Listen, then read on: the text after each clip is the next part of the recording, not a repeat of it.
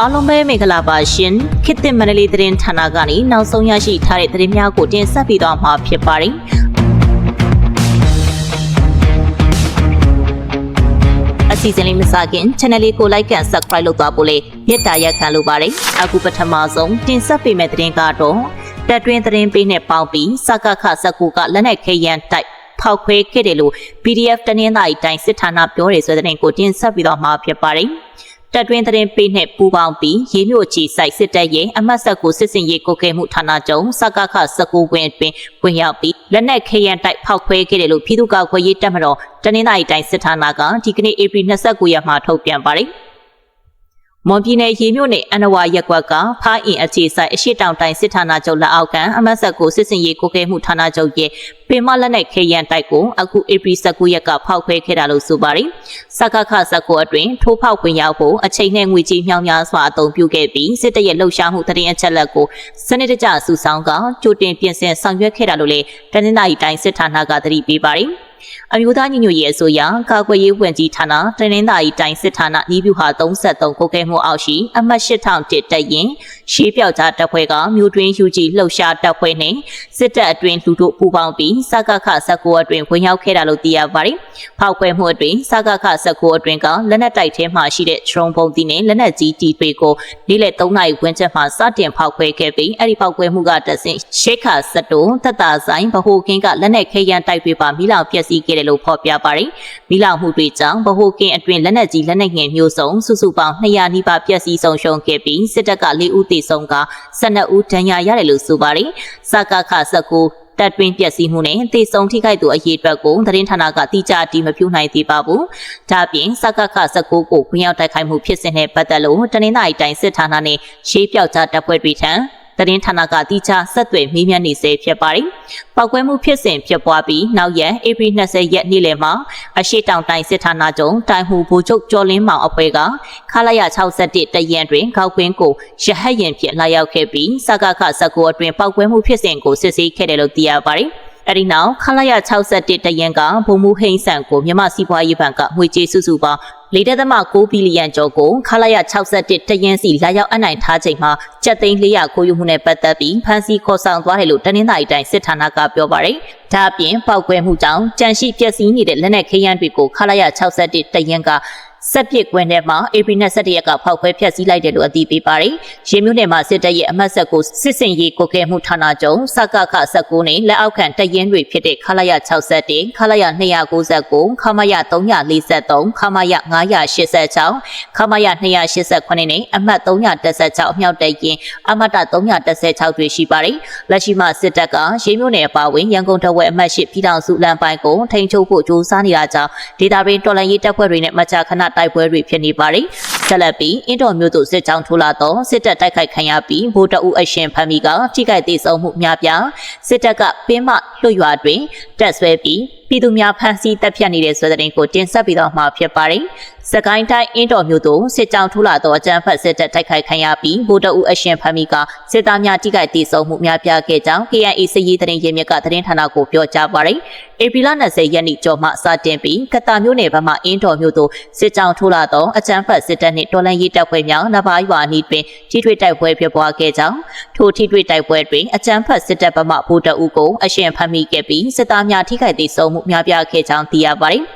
စစ်ခွေးစစ်ကြောင်းကကတာမျိုးနယ်ဘက်ကနေအင်တော်မျိုးဘက်ကိုစစ်ကြောင်းထိုးလာတာစစ်ခွေးတွေကအင်တော်ကိုပြန်သိမ်းချင်နေတာတိုက်ပွဲတွင်းမှာစစ်ခွေးတွေဘက်ကတေတာတော်တော်များတယ်ဘူတကောင်ကိုလည်းအရှင်ဖမ်းမိတယ်တိုက်ပွဲတွေပြင်းထန်နေတာကနဘာရွာနာမှာဖြစ်နေတာဟု KNA စစ်ရေးသတင်းရင်းမြစ်ကပြောဆိုပါတယ်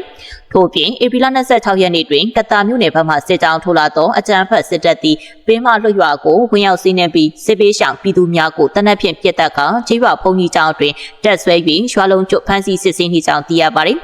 စစ်တပ်က၎င်းတို့ဖမ်းဆီးထားသောပြည်သူများကိုစစ်ဆေးမှုပြုလုပ်ပြီးတော်လှန်ရေးထောက်ဖို့လောက်ကင်သည်ဟုတန်တရားရှိသူများကိုပြစ်တက်ခြင်းများလှုံ့ဆော်နေကြောင်းထိုစစ်ကြောင်းသည်လက်ရှိချိန်ထိရွာထဲ၌တက်ဆွဲထားပြီးပြည်သူများကိုဆက်လက်စစ်ဆေးမှုများလှုံ့ဆော်နေကြောင်းသိရပါတယ်။ ပင်မလွတ်ရွာကိုကတ်တာဘက်ကနေစစ်ကြောင်းထိုးလာတဲ့စစ်ကွေးတွေရှောင်နေတယ်စစ်မရှောင်ပဲရွာထဲမှာကြံနေတဲ့ပြည်သူတွေကိုလည်းစစ်ကွေးတွေကပြစ်တက်ချတယ်ဘုံကြီးကျောင်းထဲမှာလည်းပြည်သူတွေကိုပိတ်လောင်ပြီးစစ်ဆေးထားတွေလုပ်နေတယ်တော်လန်ရေးကိုကူညီတဲ့သူတွေပါလားမပါလားဆိုပြီးအဲ့လူတွေအကုန်လုံးကိုဘုံကြီးကျောင်းထဲမှာကိုခွေးမောင်းသလိုကျွဲမောင်းသလိုမောင်းထည့်ပြီးမှအကုန်လုံးစစ်နေတာအခုထိရှိသေးတယ်တနင်္ဂနွေနေ့မှာစပြီးမှစစ်ကွေးတွေကရောက်လာတာလူတွေအများကြီးပြစ်တက်ခံထားရတာအခုဒီနက်နက်ပိုင်းထိလည်းမလွတ်သေးဘူးတိုက်ပွဲကလည်းရှိနေတုန်းပဲအကြမ်းဖက်စစ်ကွေးတွေကအယက်သားပြည်သူဘဏ္ဍဦးကိုပြစ်တက်ထားလဲဆိုတာစရင်ကောက်ဖို့တောင်လောလောဆယ်အခြေအနေကမလွယ်သေးဘူးဖုန်ကြီးကျောင်းထဲမှာစစ်တပ်ကပိတ်လောင်ထားတဲ့လူဦးရေကလည်းတအားများတယ်စစ်ကွေးတွေကတယောက်ချင်းခေါ်ထုတ်ပြီးမှစစ်ဆေးနေတာသူတို့မတင်ခါရင်တခါတည်းပြစ်တက်တယ်အပင်းမလွတ်ရွာဖုန်ကြီးကျောင်းထဲမှာပါရှမ်းဒီအဖွဲ့တွေလည်းပါတယ်လို့သိရတယ်ဟုဒေသခံပြည်သူတအုပ်ကသတင်းဌာနကိုပြောကြားပါတယ်လက်ရှိချိန်ထိအကြမ်းဖက်စစ်တပ်နဲ့တော်လှန်ရေးတပ်ဖွဲ့များအင်းတော်ကတ္တလမ်းပိုင်းအပါအဝင်တောတောင်များ၌ပါတိုက်ပွဲများဖြစ်ပွားနေကြောင်းရွှေဘုံမြကြီးနားပြည်တော်စုလမ်းပိုင်းသည်လည်းတိုက်ပွဲများကြောင့်သွာလာခွင့်ပိတ်ထားကြောင်းသိရပါတယ်ဆက်လက်ပြီးအကြမ်းဖက်စစ်တပ်ထိုးစစ်ရမှမင်းတပ်မြို့ကိုကာကွယ်ရန်အသစ်ပြင်ထားပြီးဟုချင်းပြည်သူအစည်းအရုံး CPU CPA ပြောစစ်တပ်ကလီဆောင်တိုက်ခိုက်မှုများလှုံ့ဆော်နေတဲ့ဆွဲတဲ့ကိုတင်ဆက်ပြီးတော့မှာဖြစ်ပါတယ်ချင်းပြည်နယ်မင်းတပ်မြို့ကိုကာကွယ်ရန်မြို့သိမ်းတိုက်ပွဲတပ်ပုံမှုကြီးမှသည့်တပ်အဖြစ်စုဆောင်ထားနိုင်သည့်အပြင်မဟာမိတ်တော်လှန်ရေးပူးပေါင်းတပ်ဖွဲ့များနဲ့လည်းကောင်းမွန်စွာချိတ်ဆက်ထားနိုင်ပြီးဖြစ်တဲ့ပြင်စစ်တပ်ကမင်းတပ်မြို့သို့ခြေပြန်မချနိုင်သည့်အထိကာကွယ်သွားမည်ဖြစ်ကြောင်းချင်းပြည်သူအစည်းအရုံး CPU CPA အထွေထွေအတွင်းရေးမှူးစလိုင်းရောမန်ကသတင်းဌာနကိုပြောကြားပါတယ်ချင်းပြည်နယ်မင်းတပ်ကိုစစ်ကော်မရှင်တပ်ကစစ်ကြောင်းထိုးမှုအခြေအနေနဲ့ပတ်သက်ပြီးသတင်းဌာနကမေးမြန်းရာတွင်ချင်းပြည်သူအစည်းအရုံး CPU CPA အထွေထွေအတွင်းရေးမှူးစလိုင်းရောမန်ကထပ်ပါတိုင်းပြောဆိုလိုက်ခြင်းဖြစ်ပါတယ်အခုချိန်မှာမင်းတပ်မြို့သိမ်းတိုက်ပွဲကထက်အင်အားပုံမှုကြီးမားတဲ့တပ်အဖြစ်ကျွန်တော်တို့စူးစီးထားနိုင်တဲ့အရင်ကထက်ပုံမှုကောင်းမွန်များပြားတဲ့မဟာမိတ်တွေနဲ့ချိတ်ဆက်မှုတွေရှိတယ်။အင်အားကြီးအိမ်နီးချင်းမဟာမိတ်တွေနဲ့လည်းအကောင်ဆုံးပူးပေါင်းဆောင်ရွက်မှုတွေရှိနေတယ်။ကျွန်တော်တို့မှာအရေးချင်းရှိတဲ့မြို့သိမ်းစာမွေးပွဲအောင်တတ်မှုတွေရှိလာပြီးဖြစ်တယ်။ရဲဘော်တွေအလုံးကလည်းစိတ်အားထက်သန်မှုရှိတယ်။ဒေသခံပြည်သူတွေကိုကျွန်တော်တို့ဦးဆောင်နိုင်တယ်ပြီးတော့ကျွန်တော်တို့ကိုယ်တိုင်လည်းပဲစစ်ပွဲမှာစားနပ်ရိက္ခာစေဝါကူတာမှုထောက်ပို့လုပ်တာတွေနဲ့ပတ်သက်ပြီးတိုက်ပွဲနဲ့အညီလိုက်ရောညီထွေစွာလိုက်ပါဆောင်ရွက်တတ်နေပြီဖြစ်တယ်ဟု၎င်းကသတင်းဌာနကိုပြောကြားပါတယ်ပြီးခဲ့တဲ့2025ခုနှစ်စောင်းညတီကစပြီးစစ်ကော်မရှင်တပ်ကပခုတ်ကူမျိုးမှပေါင်းမြို့နယ်ကပ္ပစ24အထိအင်အားထောင်ခန့်နီးပါးဖြည့်တင်ကချင်းတောင်ပိုင်းကိုတက်လာရန်ကြိုးစားခဲ့ပူပြီးဒေါ်လာရေးတပ်ဖွဲ့များ၏ပူးပေါင်းခုခံစစ်ကြောင်းပုံတောင်ပုံညာပင်ကောင်းကောင်းကတ်မရပင်ကပ္ပစ24ကိုပြန်ဆုတ်ခွာခဲ့ပူကြောင်းသူကရှင်းပြပါတယ်။စာကားမှနေဒီတစ်ချိန်အားပြန်ဆန်းကြတဲ့အခါကျွန်တော်တို့ရဲ့ယာယီလွတ်မြောက်မှုဟာနှိမ့်ရှည်လွတ်မြောက်မှုအဖြစ်ပြောင်းလဲသွားနိုင်တယ်ဆိုတာသိထားရမယ်။ကျွန်တော်တို့ကိုယ်ဖွဲ့စည်းကိုရှုံးနေရဲဘော်တွေကိုရှုံးနေပြည်သူတွေကိုရှုံးနေကျွန်တော်တို့အရင်ကလိုပဲဆက်ပြီးအထူးရုံးခန့်ကြမယ်။အလုပ်လုပ်ကြမယ်ဆိုရင်မအောင်မြင်စရာအကြောင်းမရှိဘူး။ကျွန်တော်တို့အလုပ်ကြိုးစားကြဖို့ပဲလိုတယ်။ဒါအနှစ်တရာမှတစ်ချိန်ရတဲ့ခွင့်ရေးပဲအကြက်တဲကိုတောက်ခံကြမယ်။အခက်အခဲကနေအမျက်ထွက်အောင်လုပ်ကြမယ်။ဒီခွေးမသားတွေမင်းတပ်မှာဘယ်တော့မှခြေပြန်မချစေရဘူးဟုစလိုင်းရောမန်ကပြောဆိုပါတယ်။ရှနေ့ဧပြီလ29ရက်နေ့နနက်8:50မိနစ်အချိန်မင်းတပ်မြို့နယ်တနေရာသို့အကြမ်းဖက်စစ်တပ်ကဘုံကျဲတိုက်ခိုက်သွားခဲ့ကြောင်းချင်းတော်လန်ရေးသတင်းရင်းမြစ်တစ်ခုထပ်မံသိရပါတယ်။ဧပြီလ25ရက်နေ့ဒေါ်လန်ရေးတပ်များတင်ပိုက်ခဲ့သောဖလန်မြို့ကိုစစ်ကော်မရှင်တပ်ကပြန်လည်ရယူသွားပြီးနောက်ဧပြီလ26ရက်နေ့စောမြို့နယ်ကြောက်ထုအမြောက်တပ်ထင်းမှစစ်သားများသည့်ကံကြီးဘကိုစစ်ကြောင်းထိုးချီတက်လာကအင်အား200ခန့်ဖြင့်တပ်ဆွဲထားပါတယ်။အဆိုပါကြောက်ထုမြို့သည်မင်းတပ်မြို့နှင့်16မိုင်ကွာဝေးပြီးလက်ရှိတပ်ဆွဲထားသောကံကြီးကြီးပါသည်မင်းတပ်မြို့နှင့်12မိုင်ကွာဝေးပါတယ်။ထို့သောကံကြီးကြီးပါကိုတပ်ဆွဲထားသောစစ်သားများနှင့်ကြောက်ထုမြို့အခြေဆိုင်အမတ368တရင်ပေါင်းပါကလည်းချင်းပြည်နယ်တောင်ပိုင်းသို့ထိုးစစ်ဆင်နိုင်သည့်အင်အားမရှိကြောင်းထို့ကြောင့်ကံကြီးပါအနီးတစ်ဝိုက်စစ်ကြောင်းထွက်လှုပ်ရှားမှုသည်ကံကြီး၌သာထိုင်ချတပ်ဆွဲရန်သာရှိပြီးကြောက်ထုအမြောက်ထက်ကိုအင်အားဖြည့်တင်ပြီးပါကတက်လာနိုင်ခြေရှိကြောင်းဆလိုင်းရောမန်ကသုံးသပ်ချပါတယ်။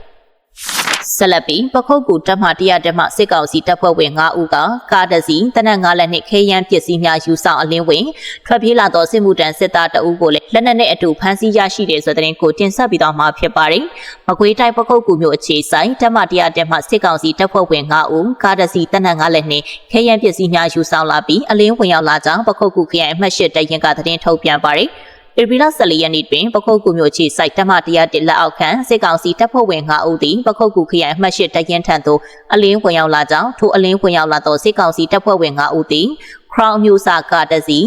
MA1 တနတ်တလန် MA2 တနတ်တလန် MA3 တနတ်2လန် MA4 တနတ်တလန် 5.56 G 816တောင် MAG ပေါက်24ပေါက်နဲ့အခြားပစ္စည်းများယူဆောင်လာကအလင်းဝင်ရောက်ပြီးဂုဏ်ပြုစုငွေများချီးမြှင့်ခဲ့ကြောင်းသိရှိရပါတယ်။အလားတူဧပြီလ22ရက်နေ့ကပခုတ်ကူမြို့အခြေစိုက်တပ်မ100တက်မှအရှိမကြီးကန့်ကြီးပါဘက်သို့စစ်ကြောင်းထိုးလာသည်စစ်တပ်စစ်ကြောင်းမှမူရစ်စီတုံးဆွဲပြီးထွက်ပြေးလာသည့်စစ်သားတအုပ်ကိုတောင်းညီနောင် PKU Local PDF တပ်ဖွဲ့ဝင်များကဖမ်းဆီးရရှိခဲ့ကြောင်းအဆိုပါစစ်သားမှ2025ခုနှစ်အောက်တိုဘာလတွင်ရှမ်းပြည်နယ်တောင်ပိုင်းပင်တရမြို့နေမှာပေါ်တာဆွဲခံရသောစစ်မှုတန်းစစ်သားဖြစ်ပြီး၎င်းထံမှ MA1 တနတ်တလက်ကြီးပေါင်း2ပေါက်နှင့် 5.56 G 65တောင်တို့ကိုတင်စီရရှိခဲ့ကြောင်းတောင်းညီနောင် PKU Local PDF ကသတင်းဌာနကိုထုတ်ဖော်ပြောဆိုထားပါတယ်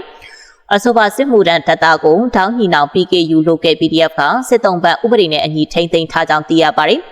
ယခု2026ခုနှစ်ဧပြီလတတိယပတ်တွင်အလင်းဝင်ပူပေါင်းနှင့်လက်နက်ချစစ်တုံးပန်းစကားစအဖွဲ့ဝင်စစ်သားရဲနှင့်ပြည်သူ့စစ်စုစုပေါင်း30ဦးရှိခဲ့ကြောင်းပြည်သူ့ပန်းနိုင်ကထုတ်ပြန်ထားသောအချက်အလက်များရသိရပါတယ်။2025ခုနှစ်ဇန်နဝါရီလမှ2026ခုနှစ်ဧပြီလတတိယအပတ်ထိအလင်းဝင်ပူပေါင်းနှင့်လက်နက်ချစစ်တုံးပန်းစုစုပေါင်း3055ဦးထိရှိလာပြီဖြစ်ကြောင်းပြည်သူ့ပန်းတိုင်အဖွဲ့၏ထုတ်ပြန်ချက်ရသိရပါတယ်။ခေတ်သစ်မန္တလေးသတင်းဌာနရဲ့နောက်ဆုံးရရှိထားတဲ့သတင်းများတင်ဆက်မှုကိုဒီမှာပဲရနာပါရစေ။နောက်နေ့တွေမှာလည်းသတင်းတို့များတင်ဆက်ပေးနေမှာမို့ဆောင်ရွက်ကြည့်ရှုဖို့တိုက်တွန်းလိုပါတယ်။အဆုံးထိကြည့်ရှုအားပေးကြတဲ့အတွက်ကျေးဇူးထူးတင်ရှိပါတယ်ရှင်။